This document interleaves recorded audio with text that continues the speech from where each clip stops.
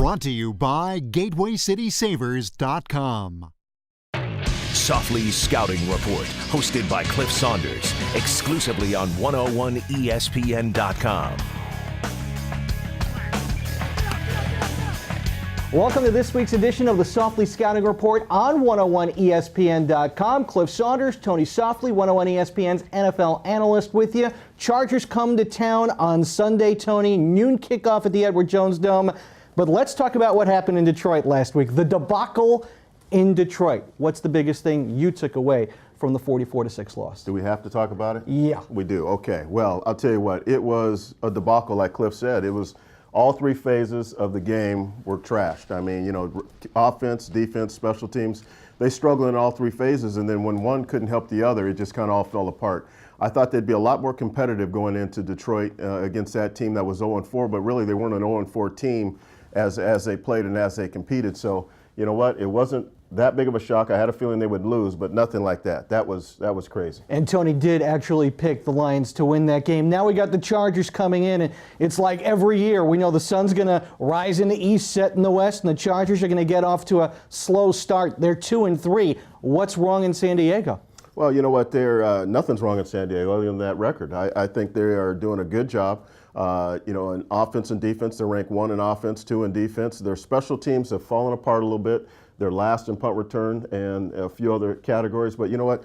They will be fine. And, you know, they're going to come in here and do some damage. They're pissed off because of what happened last week and really what their record is thus far. But as long as they have Phillip Rivers and as long as they have some people, their weapons behind them, and that solid defense, if the special teams can just bring it up a little bit, this is a very, very dangerous football team. Do you see this team as having the ability, as Chargers teams in the past, to turn it on, go on a run, and win the AFC West? And if so, why?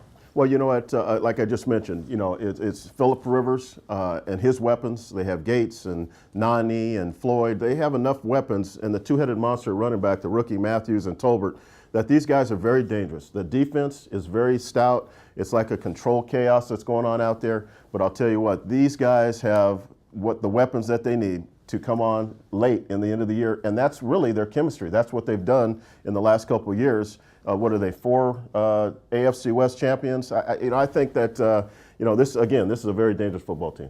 The Chargers have had their problems off the field as well. You got the Vincent Jackson holdout, which may or may not be ending over the next couple of weeks, but the one that did end is the Marcus McNeil holdout. He's back. What kind of impact can he have right away? Well, you know what? I don't think he's in football shape, to answer your question. It's going to take him time to get in some football conditioning. They might start him this week against the Rams. I wouldn't personally. You know, like I said, he's not in football shape. He's not in game shape. The collision, he's not ready for that competitiveness at the level that they're playing on. I think they stay with who they have and slowly put him back in the mix. For him to come in and disturb their balance and their flow of what they have going on right now doesn't make much sense.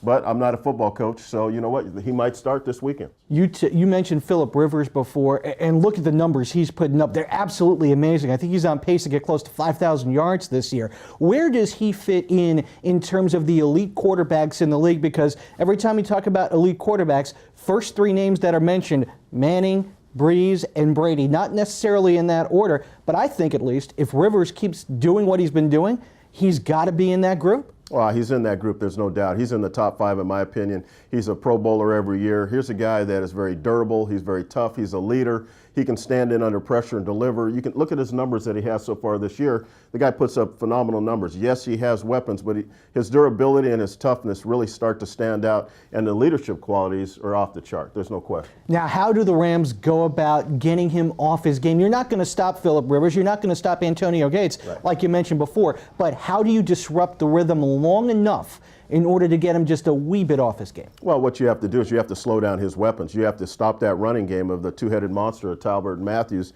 and then you have to slow down Gates and take away, you know, Floyd and Nani. Now, Nani has a hamstring, so he's a little slowed as it is right now, but it's Malcolm Floyd and Gates are the 2 guys that you have to slow down. And you know what? If you shut down the run game, watch out, because what they're going to do is they're going to throw the ball on you, and they're going to throw it well.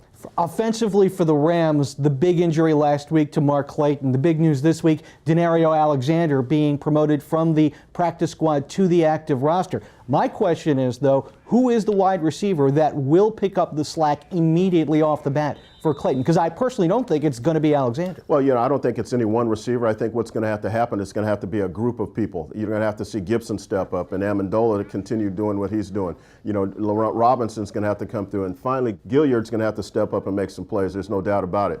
Ho-Ho Manawanui, if he is up this week, you look for him to be the key in the middle. He'll be the safety valve for Bradford, and he'll also produce some yards and maybe even some scores. Finally, Tony, we always talk about matchups. What's the biggest one to keep an eye on this week? Well, what it comes down to is the Rams defense. The Rams defense against this high-powered offense. Like I said before, Phillip Rivers with all these weapons, with Floyd who can stretch it deep, Gates who's all over the place making catches and scores, and you know what? It's going to be hard for them to do this. It really is. I mean, this offense is off the chart. They have every combination of run, pass that you can imagine. The only thing that they'll be able to slow them down in, maybe, is the special teams. That's going to be really the key in this game. Thank you, Tony. As always, Tony will join Randy Carricker and Rick Venturi for the pregame Sunday at 9 on 101 ESPN. Then at noon, Steve Savard and DeMarco Farr. They will have the action on 101 ESPN following the game. Tony will rejoin myself and Jim Hannafin for postgame. This has been the Week 6 edition of the Softli Scouting Report. For Tony Softli, I'm Cliff Saunders on 101ESPN.com.